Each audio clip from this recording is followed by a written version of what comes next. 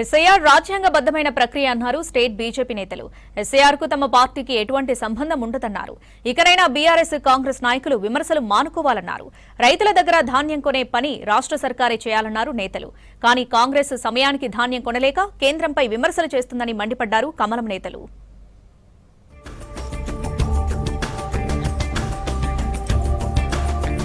ఓటర్ల జాబితా ప్రక్షాళన పూర్తిగా ఎలక్షన్ కమిషన్ చేపడుతున్న రాజ్యాంగబద్ధమైన ప్రక్రియ అన్నారు బీజేపీ స్టేట్ చీఫ్ రామచంద్రరావు. ఓటర్ల జాబితా సవరణకు కేంద్ర ప్రభుత్వానికి బీజేపీకి ఎలాంటి సంబంధం లేదన్నారు. ఎస్ఐఆర్పై కాంగ్రెస్, ఎంఐఎం, బీఆర్ఎస్ అనవసర రాజకీయ విమర్శలు మానుకోవాలన్నారు. హైదరాబాద్ లో రోహింగ్యాలు, బంగ్లాదేశీ చొరబాటుదారుల పేర్లు ఓటర్ల జాబితాలో చేరకుండా చూడడమే బీజేపీ లక్ష్యమన్నారు. కరీంనగర్ జిల్లా తిమ్మాపూర్ మండల కేంద్రంలో బీజేపీ జిల్లా స్థాయి పండిట్ దీన్ దయాళ్ ఉపాధ్యాయ ప్రశిక్షణ్ మహా అభియాన్ కార్యక్రమంలో పాల్గొన్నారు రామచంద్రరావు. ఎస్ఐఆర్ అనేటటువంటి ఒక ప్రక్రియ ఎలక్షన్ కమిషన్ ఆఫ్ ఇండియా మొదలుపెట్టిన ప్రక్రియ. అది కేంద్ర ప్రభుత్వానికి కానీ బీజేపీకి కానీ ఎటువంటి సంబంధం లేదు. గతంలో కూడా ఈ దేశంలో 10 సార్లు ఎస్ఐఆర్ జరిగింది. ఎస్ఐఆర్ అంటే ఓటర్ లిస్టు ప్రక్షాళన.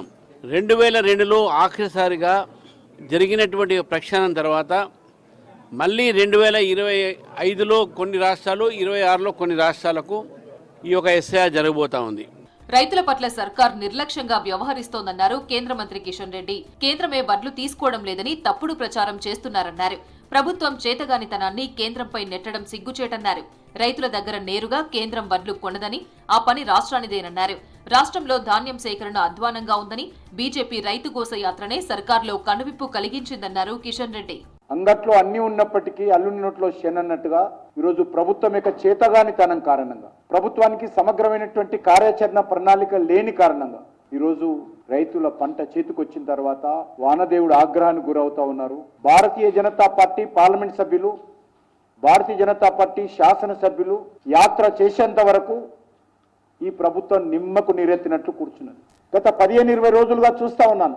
రాష్ట్ర ముఖ్యమంత్రి గారు మాట్లాడతారు, రాష్ట్ర మంత్రులు మాట్లాడుతూ ఉన్నారు, కేంద్ర ప్రభుత్వం తీసుకోవడం లేదని. ఏ రోజు కూడా కేంద్ర ప్రభుత్వము ధాన్యం సేకరణ కేంద్రాల్లో ఉండదు. ధాన్యం సేకరించేటువంటి పని, బాధ్యత, వ్యవస్థ అది రాష్ట్ర ప్రభుత్వ పరిధిలో అంశం. గెజిటెడ్ హెడ్ మాస్టర్ల సమస్యలు పరిష్కారం అయ్యే వరకు అండగా ఉంటారని భరోసా ఇచ్చారు teachers MLC Malka Komaraiah.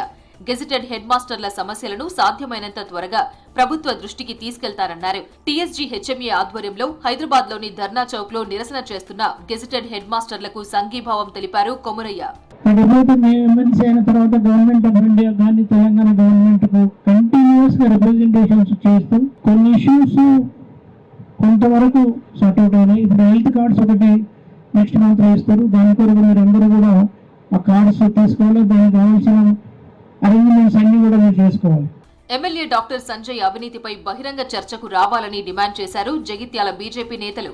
MLA camp office కు పోస్టర్లు అంటించి తహసీల్ చౌరస్తా దగ్గర చర్చకు రావాలని సవాల్ చేశారు. తహసీల్ చౌరస్తాకు వెళ్లేందుకు ప్రయత్నించిన బీజేపీ కార్యకర్తలను ముందస్తుగా అదుపులోకి తీసుకున్నారు పోలీసులు. బోగస్ రావణి నివాసంలో బీజేపీ కార్యకర్తలను ముందస్తు హౌస్ అరెస్ట్ చేశారు.